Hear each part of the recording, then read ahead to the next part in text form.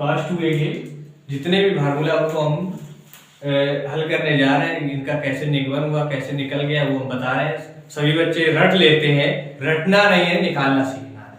जैसे cos 2a का पहला फार्मूला निकालने जा रहे हैं, तो cos 2a बराबर हम लिख सकते हैं इसको cos a plus a। cos 2a को मिल गया cos a plus a। cos a plus b का फार्मूला होता है cos a cos b minus sin a sin b।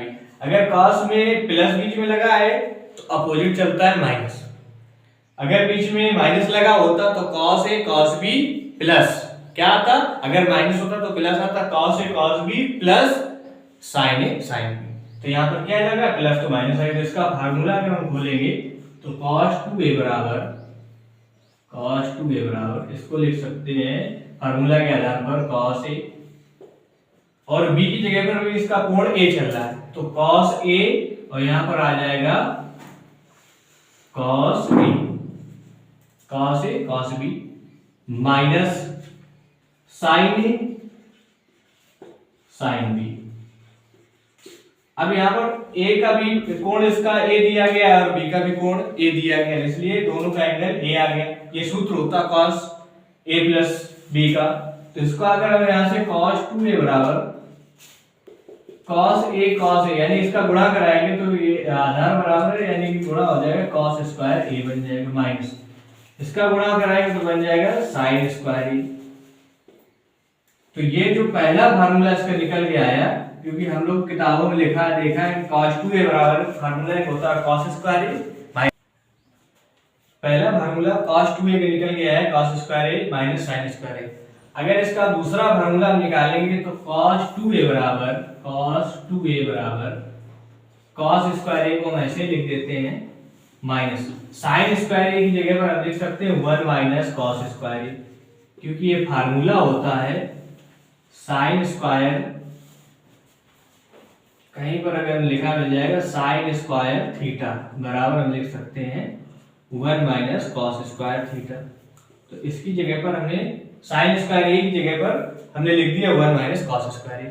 अगर इसका एंगल में a चल रहा तो a ले लिया, अगर थीटा चल रहा होता तो यहाँ पर थीटा लिख सकते थे। अब यहाँ पर क्या करना है, cos 2a बराबर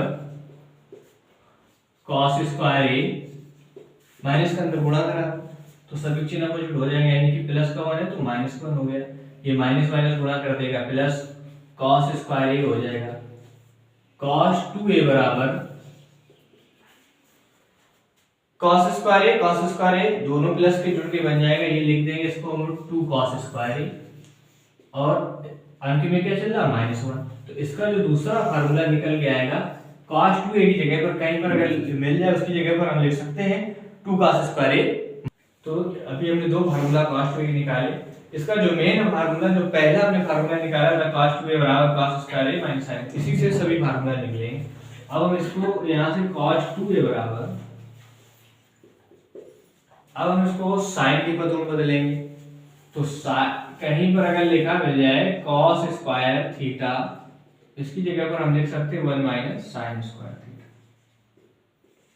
तो यहाँ पर cos स्क्वायर a चल रहा है तो इसकी जगह पर आ जाएगा 1 माइनस sin स्क्वायर a, ये फार्मूला होता है। आगे क्या चल रहा है माइनस sin स्क्वायर a, तो इधर से cos 2a बराबर प्लस का 1 चल रहा है क्योंकि इसको पहले लिख लेते हैं, माइनस का sin स्क्वायर a और माइनस का sin स्क्वायर a जुड़ के एक एक कितने बन जाएंगे, माइनस का हो जाएगा 2 sin स्क्वायर a, यानी कि cos 2a का तीसरा फार्मूला कंप्लीट हुआ।